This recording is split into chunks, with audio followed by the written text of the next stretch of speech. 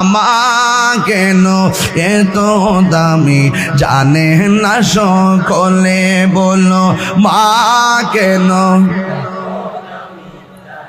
না সকলে জানতো যদি পড়তো দেখে কুরআন হাদিস খুলে। একটি হজের সওয়াব মিলে, একটি হজের সওয়াব মিলে, মাকে একবার দেখিলে দেখিলে।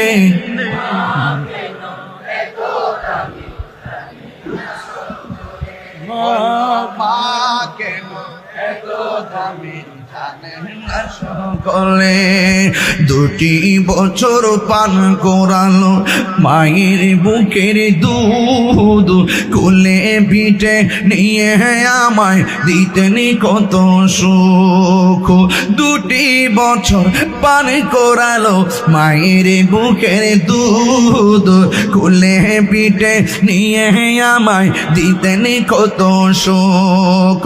সেই মায়ের কষ্ট দিলে, সেই মায়ের খুদার আরো ছোট হলে, মা কেন এত দামি জানে না সকলে, বলো মা কেন এত দামি জানে না সকলে।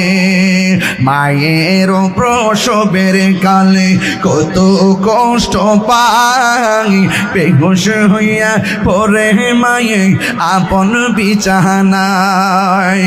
মায়ের প্রসবের কালে কত কষ্ট পাই, বেহুশ হইয়া পরে মায়ে আপন বিছানায়।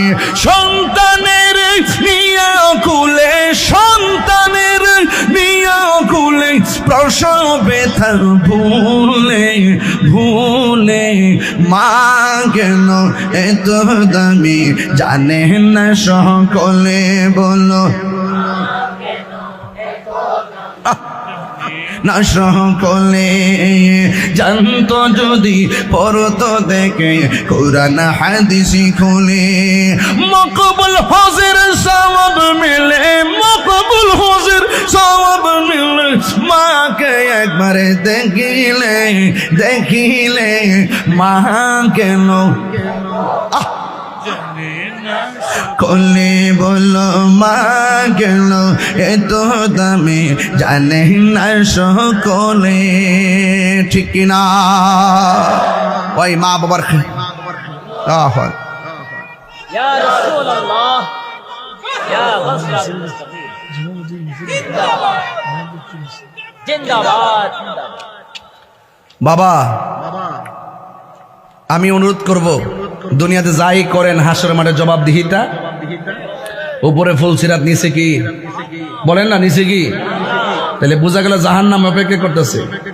ওই সিরাত পার হওয়ার আগে সোজা হয়ে যান, এখনো সময় আছে। আল্লাহর ইবাদত করেন, নবীরে মহব্বত করেন, আউলিয়া কেরামের সোহবতে যান, মা বাবার খেদমত করেন, তাইলে ওই সিরাতটা পার হইতে পারবেন। নাইলে কাইটটা ফি নার জাহান্নামা খালিদিন, পড়ে যাবেন পড়ে যাবেন। এই জন্য বলছি ওয়াকুদুহান নাস ওয়াল হিজারা উইদ্দাত লিল কাফিরিন, এই জাহান্নামটা বানায় রাখছে কাফেরদের জন্য, আমরা যেন মুনাফিক না হয়। কথা বলেন ঠিক না বেঠিক? আমরা যেন কি না হয়, মুনাফিক না হয়। অনুরোধ করে বলবো, আমার যুবক পোলাপান একটু হাত তুলতে হবে, আমাকে এই মুহূর্তে দেখাইতে হবে। আমরা আর নেশা করব? এই যে একটা হাত সোজা হয়ে রয়েছে, এই হাতটার উপরে গজব পড়ুক। এই যে লড়ে না লড়ে না লড়ে না, আমরা ওই যে ওই এই যে লড়ে না লড়েন, এই যে এই যে এই যে লড়েন, এই লড়ছে লড়ছে, এই যে একবার কিছে।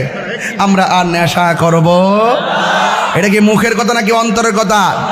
আমরা আর নেশা করব? মা বাবারে কষ্ট দিব? মা বাবারে কষ্ট দিব? মুনাফিকি করব? সুন্নিয়তের পক্ষে থাকবে ইনশাআল্লাহ। রাজি আছি না সবাই?